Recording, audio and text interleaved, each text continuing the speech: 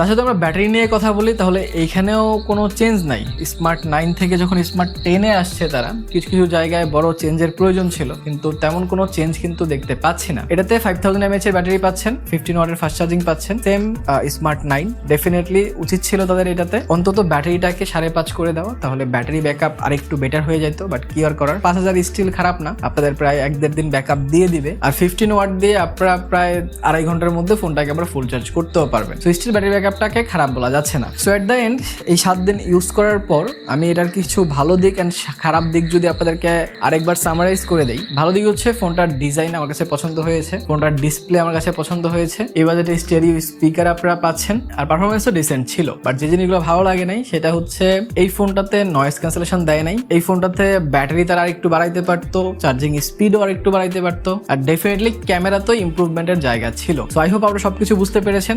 আমার user experience and full রিভিউটা আপনাদের একটু না একটু তো কাজে লাগছে এই ফোনটা কেনার ক্ষেত্রে বা না কেনার ক্ষেত্রে। সো যদি আপনার কাছে মনে হয় যে হ্যাঁ আমার কাছে আছে 10,500 টাকা, 10,500 টাকা স্টিল আরো ভালো প্রোডাক্ট যে মার্কেটে নাই সেরকমটা না, কিন্তু আপনার যদি এই ফোনটা ভালো লেগে থাকে আপনি নিতে পারেন। আর নিলে অবশ্যই মোবাইল হাট শোরুমটা থেকে ঘুরে আসতে পারেন, গাজীপুর চৌরাস্তা তাদের শোরুম আছে। আমি ডিসক্রিপশনে নাম্বার অ্যান্ড পেজ লিঙ্ক দিয়ে দিব, বেশ কিছু গিফট অফার কিন্তু পেয়ে যাবেন সেখান থেকে নিলে। তাছাড়া এই প্রাইজেই আসছে স্পার্ক গো 2, সেটারও একটা ফুল রিভিউ আমি করে রাখছি, সেই ভিডিওটা দেখতে চাইলে এখানে ক্লিক করতে পারেন। ভালো কিছু থাকেন, ভিডিওটা ভালো লাইক কমেন্ট শেয়ার সাবস্ক্রাইব করে দিন। দেখা হবে পরের ভিডিওতে। টিল দেন আল্লাহ হাফেজ।